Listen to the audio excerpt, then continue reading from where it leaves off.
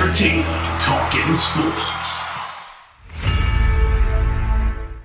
What is going on, football fans? Back at it with another New York Giants video. And in this video, we're going to dive into the news about Markus Golden getting traded back to his former team with the Arizona Cardinals. Of course, the New York Giants last year acquired him on a one-year contract because they thought that he fit Betcher's scheme very well. I was very happy when we brought him in last year. I think it was for about $3.5 million, and I actually called it. I said before the year started, I thought he would lead the team in sacks. He did just that. He had 10 sacks last year, had a very strong season in that department. We always knew he wasn't the most well-rounded defensive player, but when it came to getting after the quarterback, specifically in the 3-4 alignment, he did a good job, and he came in here, he did very well. Now, he has an injury history, but he played well with the Giants 2 years ago. This year, the New York Giants were able to get him back on a very cost-effective contract, and I was very outspoken when the offseason began, and I liked Markus Golden. I was very happy with the season that he put up for the New York Giants, but I was very outspoken of not bringing him back on the deal that I thought that he would command, and what I think most fans thought he would command on the open market. Most people had him penciled in for $8 to $10 million on maybe a 3-year deal. Teams whipped at the offer, and he ended up signing back with the Giants on a 1-year deal due to some provision for about $5 million. And during that time, every team in the NFL, 31 other teams, had the opportunity to sign him for a penny more. And none of them met the contract. And I often wondered why that was before the season started, because pass rushers don't grow on trees. And, my theory was maybe one, most teams recognized that he was a scheme-dependent player in the James Betcher defense, because obviously after Betcher left, you really saw him tail off. He came back to the Giants with Betcher, and he played much better. Or two, he did have a very extensive injury history, and of course, this offseason was not normal, right? It was not normal. You had the pandemic and everything else. Maybe they felt like they couldn't give him the proper physical, things like that. So the Giants were able to get him back on a very cheap deal, which takes us to this year. And this year, Markus Golden wasn't getting much playing time to start the year. Obviously, you had younger players that the New York Giants are trying to develop, and guys that they probably felt were more versatile. Guys that fit this scheme better, like Lorenzo Carter, O'Shane Ximines, players like that. And he was kind of, backed up on the depth chart. Then, of course, Carter tears his Achilles. He's out for the year. Ximines has been banged up, and Markus Golden's been getting more playing time. And last night, he came up with his first sack of the season. He had a half a sack coming in.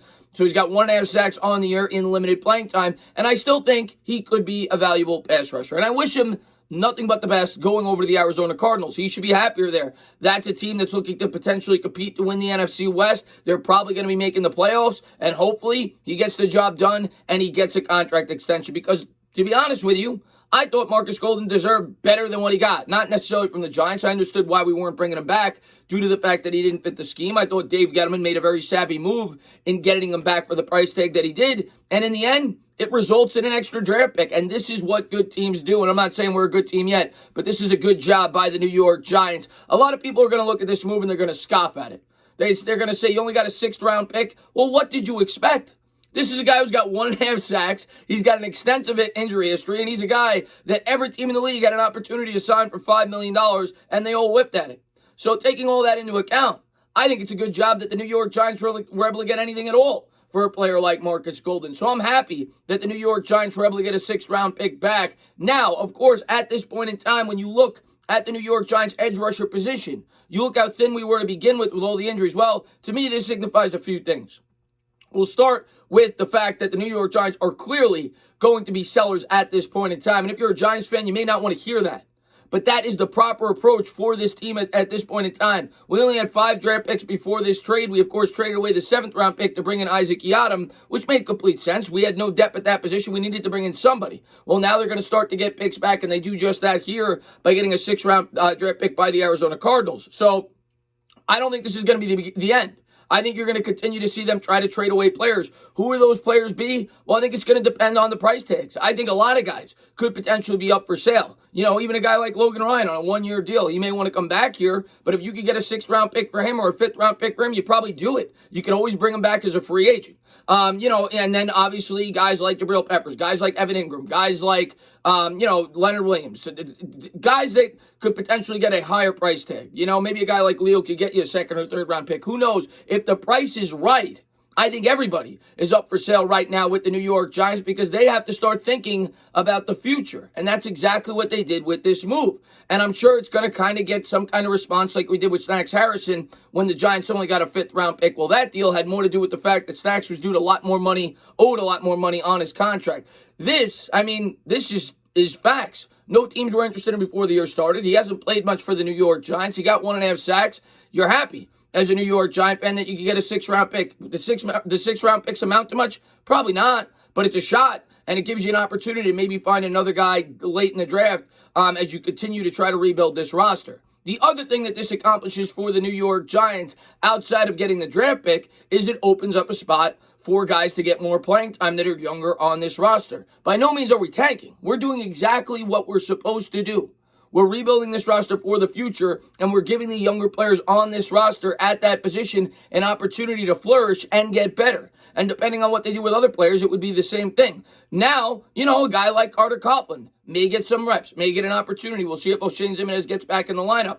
Obviously, we've seen Cam Brown in there as well, but I expect the New York Giants to continue to try to establish these players to at least have some kind of role on the 2021 roster. In terms of the edge rusher position for the future, I think it may be the biggest need for the New York Giants going forward, whether it's in the draft or whether it's in free agency in 2021. Of course, the draft, you're looking at a guy like Greg Rousseau. That's the biggest name out there at that position if we were to do it. Now, from everything I've read, Rousseau seems to be married to the 4-3 scheme. Well, we all know if Patrick Graham stays on, they're a team that wants versatility. So the Giants may look elsewhere, and if they do, they may look in free agency. But there's no doubt about it. We need an impact player at that position.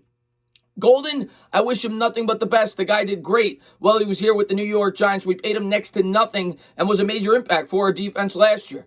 Great guy, seems to be a great leader, and he didn't complain at all when he came back here for pennies on the dollar for what he probably should have wanted.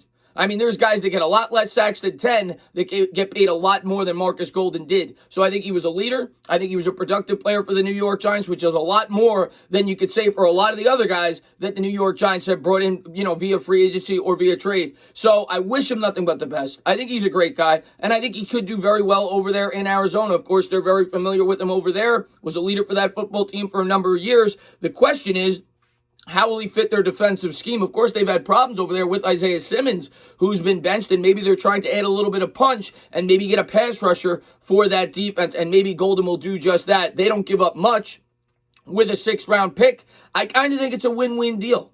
The New York Giants got what they could for Markus Golden. You weren't getting more than that, and Arizona got a cheap alternative to hopefully help bolster that pass rush over there in Arizona. We all know that they have a pretty explosive offense, but they need all the help they could get on that defensive side of the football. And we know as Giants fans, when Golden is put in the right situation, he could help them a bit. He could get after the quarterback. He's had 2 double-digit sack seasons throughout his career, and maybe he'll get the job done for Arizona. But New York Giants fans, buckle up. This might be the beginning of a fire sale, and a much-needed fire sale at that. We'll have to wait and see who else may or may not be on the trade block. We've got about 10 days until the NFL trade deadline.